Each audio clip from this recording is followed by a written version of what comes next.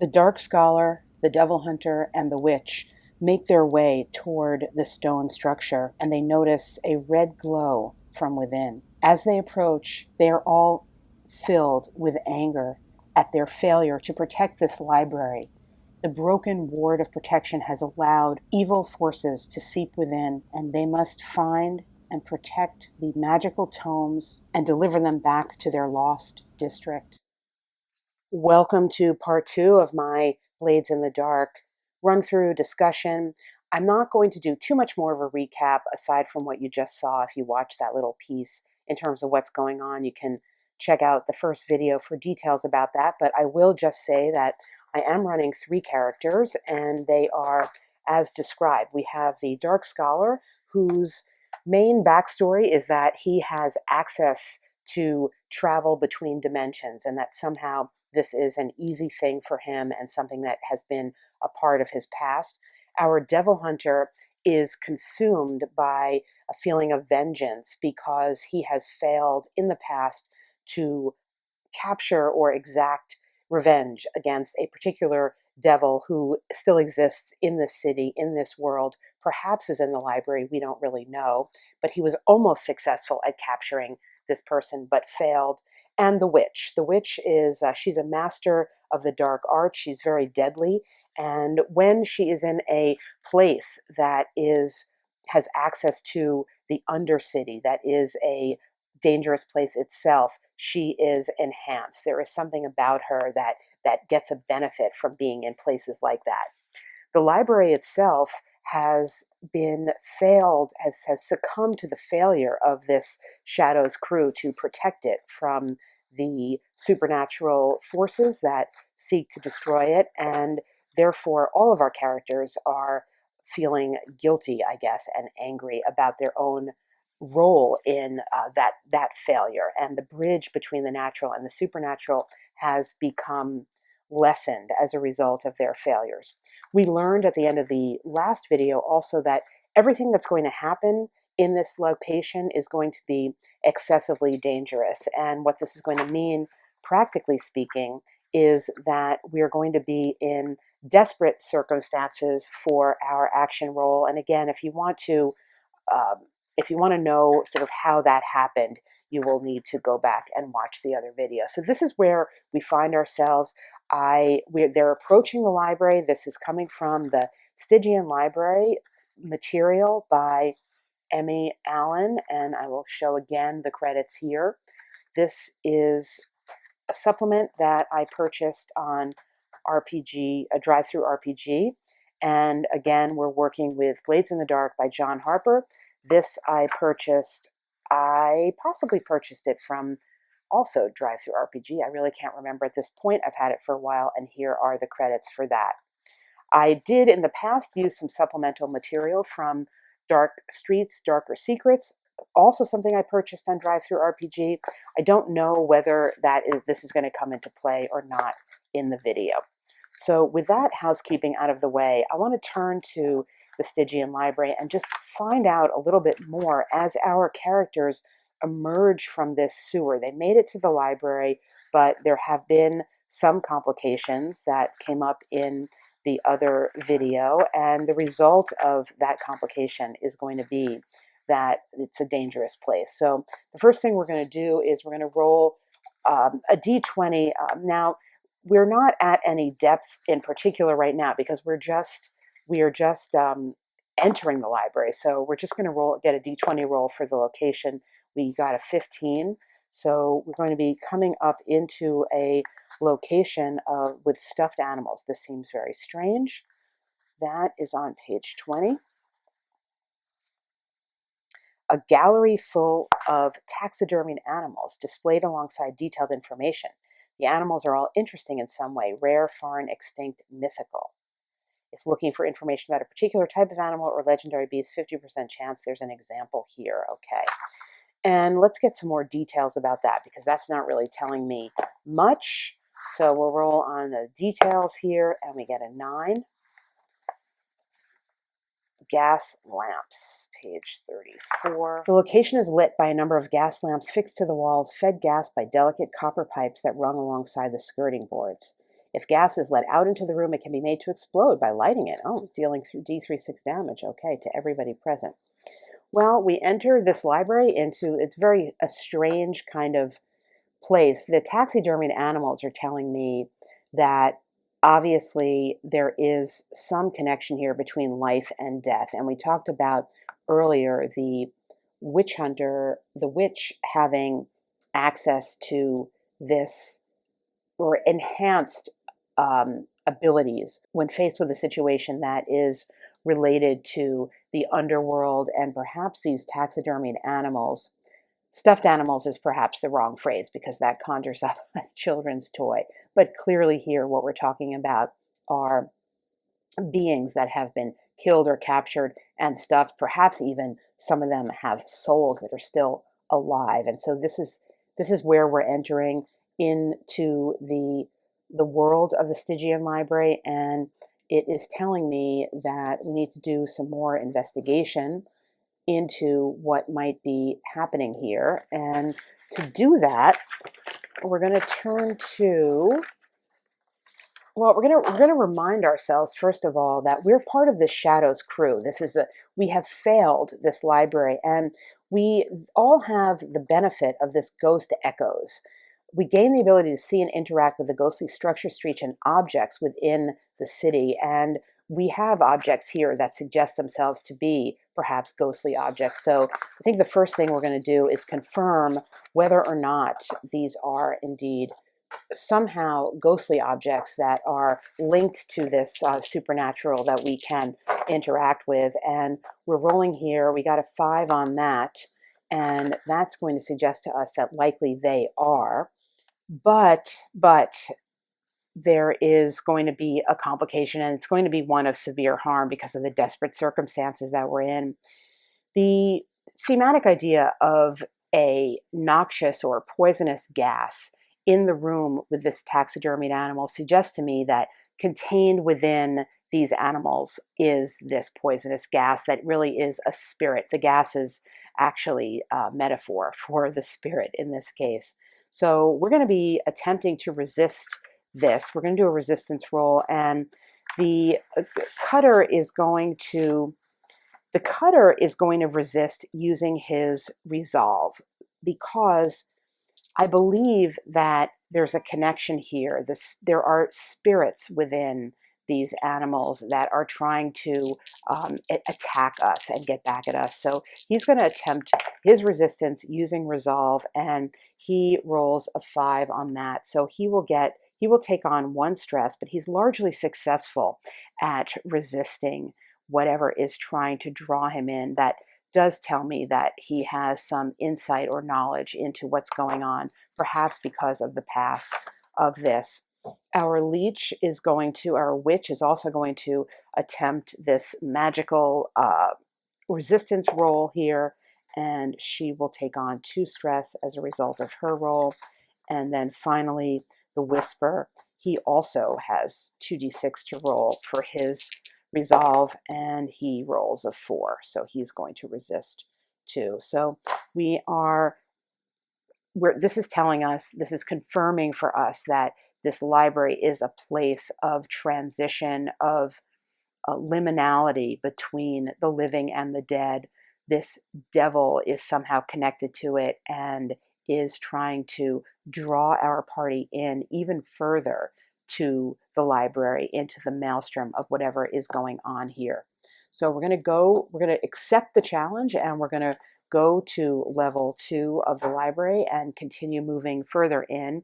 We're going to roll our d20 and add our level. So we rolled a 17 plus 1 is an 18, and we will see where this takes us from the taxidermied animals to the planetarium. And the planetarium, a high dome ceiling onto which lanterns project dots of light that resemble alien constellations. In the center of the room, a large clockwork orrery modeling the solar system, a lamp burning in the center, and long arms that hold model planets, moons, and comets in place. The whole thing clicks and grinds as it slowly turns, so it's some type of clockwork mechanism. It moves to represent accurately the position of celestial bodies outside in the real world. It can be reset. Bookshelves at ground level contain information on astronomy and astrology. Okay, and then it discusses a horoscope role and resetting the state. The consequences of setting it to the past are negated. Interesting. So this is a sort of a time sort of mechanism, and we're going to roll for some details on this, and we'll be rolling a d20 plus our depth of 1. So we rolled an 11. That brings us to, a staircase, page 34, a staircase. The location is built not on a flat floor, but instead on the sides of a long spiral staircase that goes down several hundred feet. Falling down, we do some damage for every amount fallen. Pushing them, you get to save on something. So we're in a place that is suggesting that we can turn back time somehow, perhaps to go back and redo the past, maybe have a second chance at something. Maybe the devil hunter would be able, if we attempted this, to go back to the moment of failure where he let that devil escape. Or maybe, because we're all here as a crew, we would be able to go back to that moment of time where we failed to protect the library itself from the encroaching horror, the encroaching supernatural that is in this world and threatening to consume it.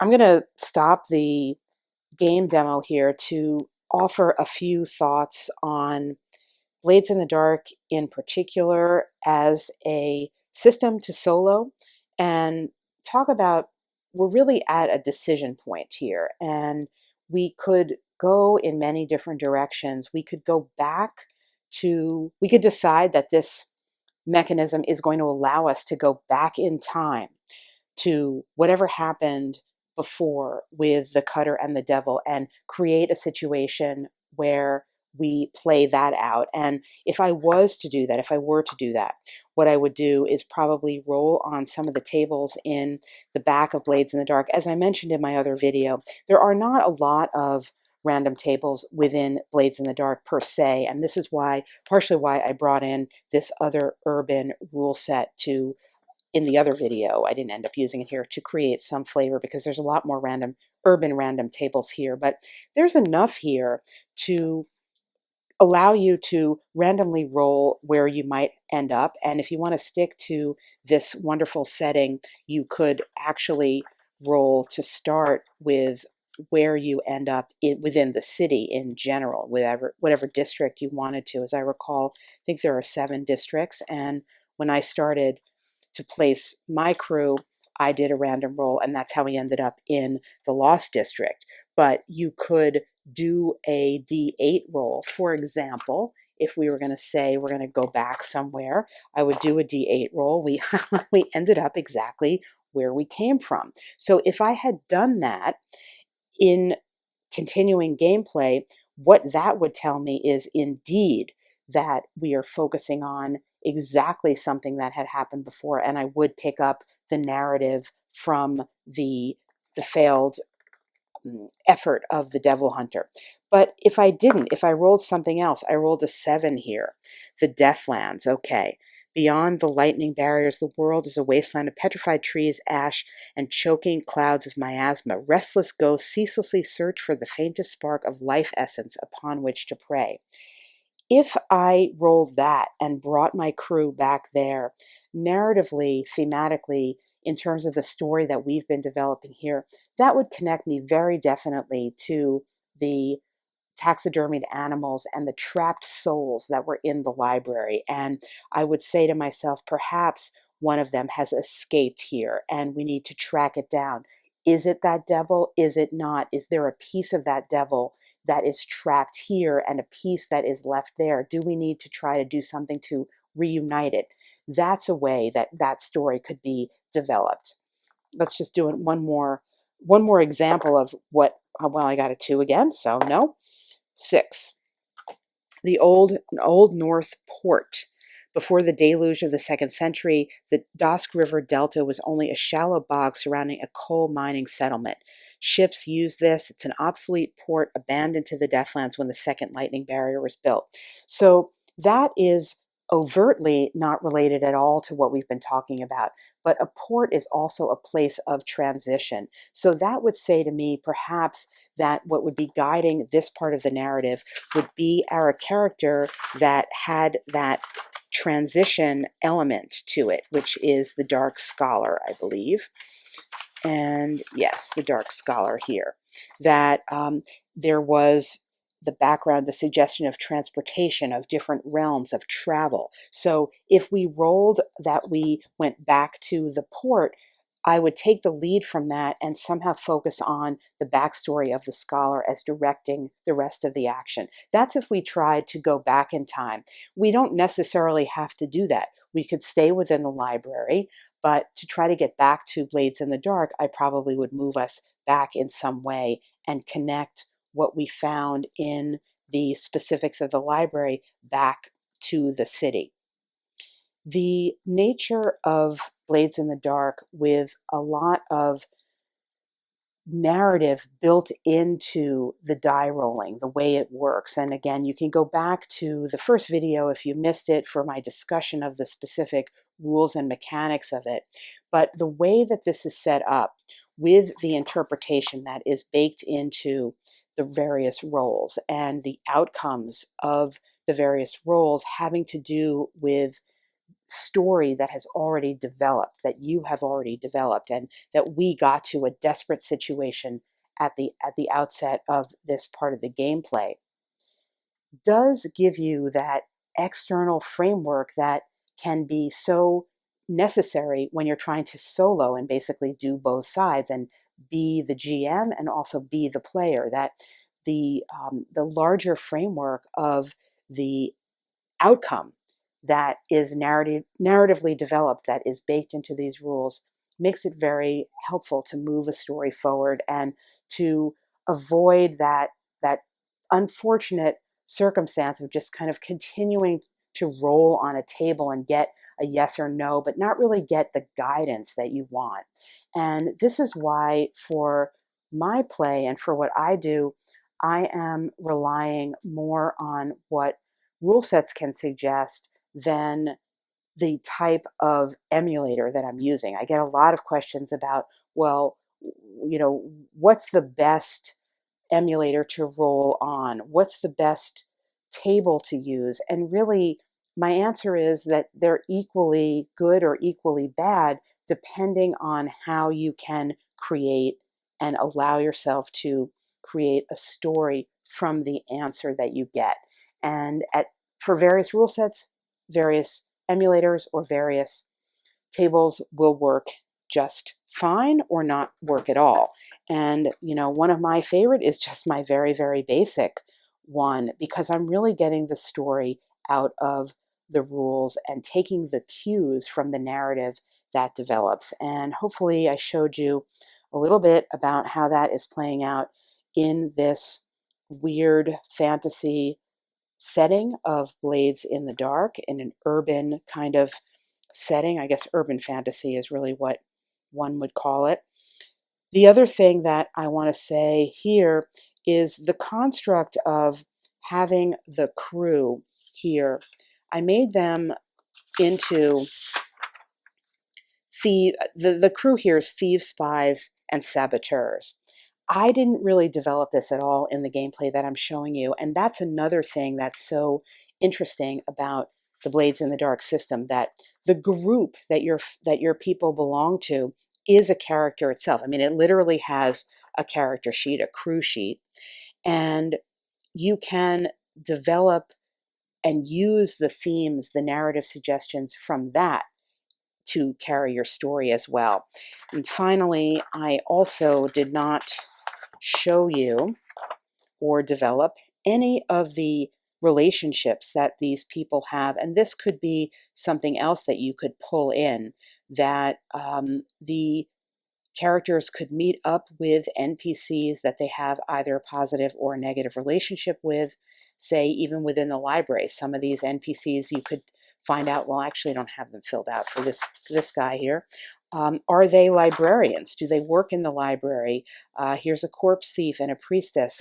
Are they connected to the library in some way? Do they appear in the library in some fashion? That's another way you could take this direction, because Blades in the Dark system is giving you, with your character, some existing relationships and these people who live in the city and can show up in the city. And this is this type of interconnection in the big city, and I'm sure it happens in small cities and villages more obviously, but it's a hidden kind of web of cities that people are really interconnected. And in Blades in the Dark, this is built into the character creation and the character backstory.